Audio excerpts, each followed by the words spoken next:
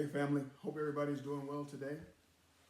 I want to jump right into part 2 of 1 Corinthians 15:58, where Paul is talking to the church at Corinth, and we dealt with being steadfast in part 1, where Paul says, be steadfast, unmovable, always abounding in the work of the Lord, for as much as you know your labor is not in vain in the Lord. Now, in part 1, I emphasized being steadfast and showed you a photo, which I'm going to show you in just a moment, and talked about steadfast means to be unwavering.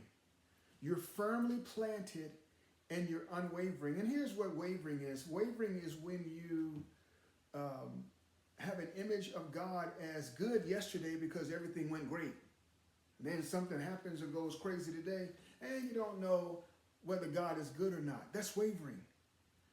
Paul says be steadfast, to be firmly planted, being steadfast where you're not wavering. And I want to show you by review a copy of this picture that is, I'm going to pull the monitor really close here and just kind of talk to it. And you can see this photo. It's one of my favorites. It says never give up at the top. And it's a pelican trying to swallow a frog. And the frog manages to get its frog fingers, for lack of a better description, around the throat of that pelican.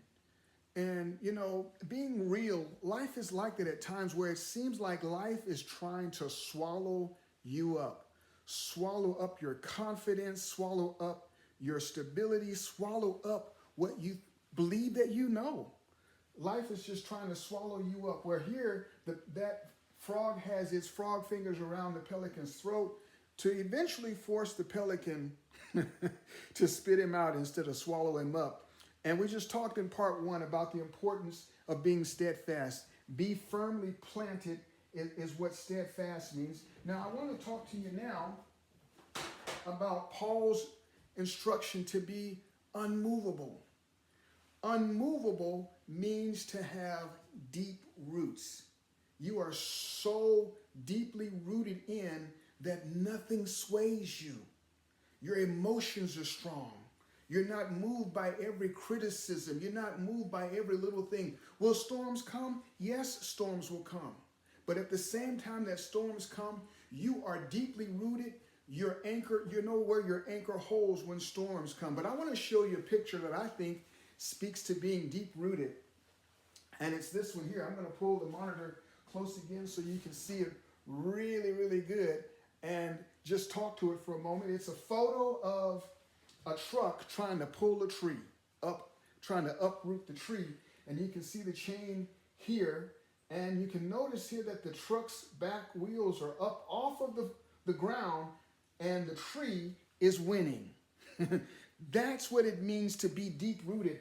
Have your roots so deep that when life begins to pull on you left and right, you are firmly rooted. You are deep rooted, unmovable by criticism, unmovable by naysayers, unmovable when you try something and it's a discouraging outcome. You're unmovable though. And so I want to just emphasize right now 3 areas to be unmovable in. Be unmovable in your identity.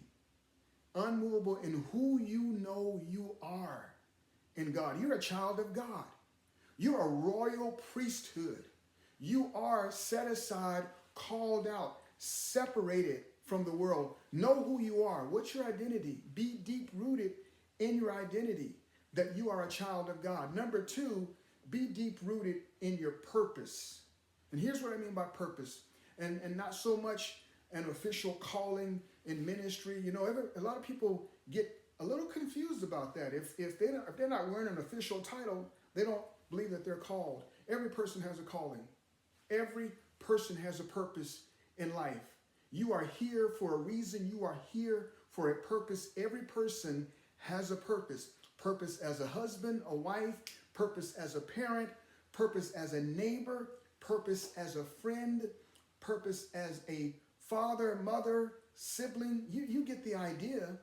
You have a purpose. If you are volunteering or serving, that's part of your purpose.